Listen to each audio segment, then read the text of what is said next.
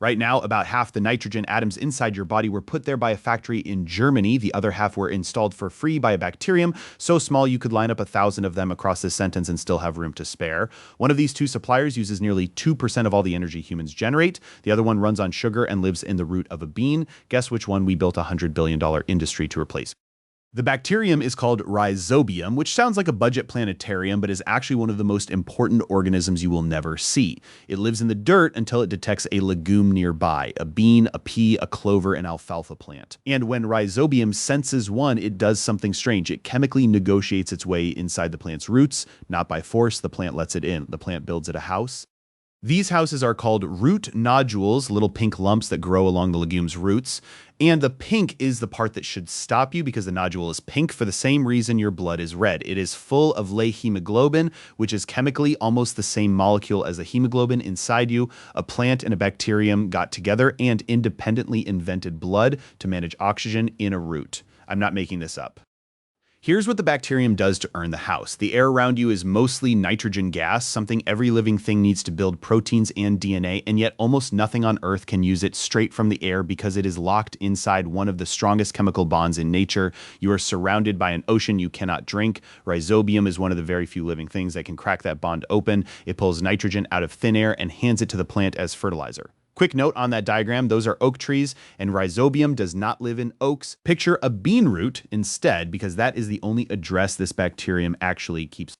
This is what ecologists call a supporting service, and that is one of 4 categories of ecosystem services. Supporting services are the foundational ones, the background processes that make every other service possible, not the food itself, but the soil chemistry and the nutrient cycling underneath all of it. If provisioning services are the groceries, supporting services are the fact that there is a planet capable of growing groceries at all. So the chain runs like this. Rhizobium fixes nitrogen from the air, the legume grows, the soil is left richer than it started, and a farm feeds people without a truckload of synthetic fertilizer. That is a supporting service. That is the floor underneath your food.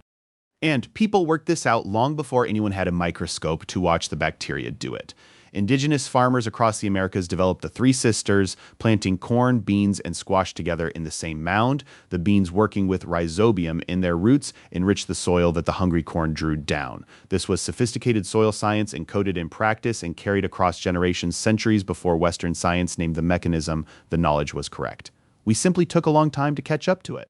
Then, in the early 1900s, 2 chemists named Fritz Haber and Carl Bosch figured out how to do industrially what the bacterium does, biologically crack nitrogen out of the air using enormous heat and pressure.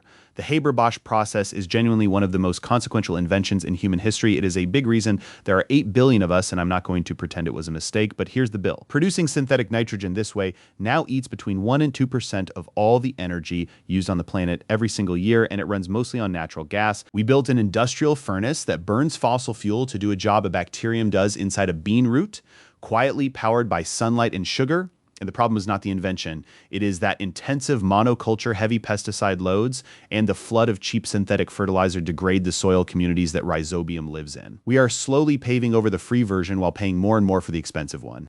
What gets me is the direction of it. We inherited a system that worked, that ran on sunlight and sugar, that farmers used for generations, and instead of protecting it, we built a fossil fuel-powered replacement and then started quietly degrading the original. The bacterium is not asking for much. It wants a plant root and a patch of undisturbed soil. Give it those 2 things, and it will keep pulling nitrogen out of the sky and turning it into protein anyway. That is the floor your dinner is standing on. Thanks for hanging out. If you want more episodes about the unglamorous organisms quietly holding up the food supply, hit subscribe and I will see you next time down in the roots of some other overlooked organism.